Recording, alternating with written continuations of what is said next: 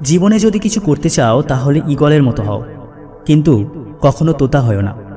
তোতা অনেক কথা বলে কিন্তু বেশি উপরে উঠতে পারে না। ঈগল অনেক কম কথা বলে কিন্তু সব থেকে উঁচু দিয়ে শুধুমাত্র ঈগলই উঠতে পারে। সব পাখিদের মধ্যে রাজা হলো একটা ঈগল। আজ আপনাকে ঈগলের 6টি এমন নীতি বলবো যেটা সব মানুষের জানা উচিত। অনেক বড় শিক্ষা দেবে এই 6টা পয়েন্ট। পয়েন্ট নাম্বার 1, সব পাখির থেকে উঁচুতে উঠতে পারে ঈগল।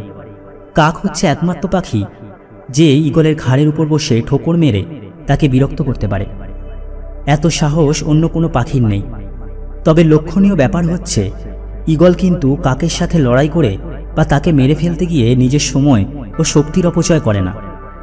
ঈগল যেটা করে সেটা হচ্ছে সে দ্রুতগতিতে উপরে উঠতে থাকে। অতি উচ্চতায় অক্সিজেনের স্বল্পতার কারণে এবং ঈগলের প্রচণ্ড গতির কারণে কাক দুর্বল হয়ে পড়ে এবং টিকতে না পেরে ঈগলের ঘাট থেকে পালিয়ে উল্টে নিজের জীবন বাঁচায়। ঠিক তেমনইভাবে আপনার জীবনে চলার পথে কাছের মানুষ, আত্মীয় স্বজন, বন্ধুবান্ধবরূপী অনেক কাক আপনার পিছনে ঠোকর মেরে আপনার জীবনকে ব্যাহত করবে। এদের সাথে লড়তে গিয়ে সময় এবং শ্রম অপচয় করার কোনো দরকার নেই। আপনার চূড়ান্ত লক্ষ্যে পৌঁছানোর জন্য কাজের গতি আর পরিশ্রম আরও বাড়িয়ে দিন। দেখবেন আপনার গতির সাথে তাল মেলাতে না পেরে এইসব কাকেরা দুর্বল হয়ে এমনিতেই ঝরে পড়ে যাবে।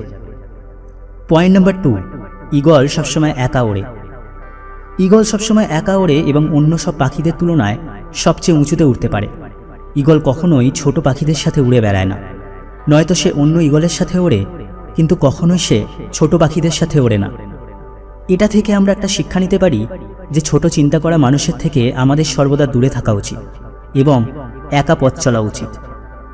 নিজেকে যদি চিনতে চান তাহলে সবসময় একা কিভাবে পথ চলতে হয় সেটা শিখে নিন।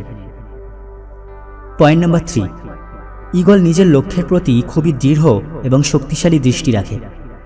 ঈগল নিজের শিকার 5 কিলোমিটার দূর থেকেই দেখে নিতে সক্ষম। যখন সে একবার নিজের শিকার দেখে নেয়, এরপর যতই বাধা আসুক না কেন নিজের লক্ষ্যে পৌঁছে তবেই ক্ষান্ত হয়। ঈগলের এই শিকারী মনোভাব থেকেও একটা বড় শিক্ষা আমরা নিতে পারি। নিজের লক্ষ্য স্থির রাখো, এরপর যতই বাধা আসুক না কেন সেই লক্ষ্যকে হাসিল না করা পর্যন্ত থামবে না। পয়েন্ট নাম্বার 4, ঈগল কখনোই মৃত পশুর খাদ্য গ্রহণ করে না। সে সবসময় জীবিত প্রাণী শিকার করে। একইভাবে আমরা আমাদের মরে যাওয়া, পচে যাওয়া অতীতের কথা চিন্তা না করে একদম ফ্রেশ ভবিষ্যতের কথা ভাবতে পারি এবং বর্তমানে নিজের সমস্ত চিন্তাকে কেন্দ্রীভূত করি।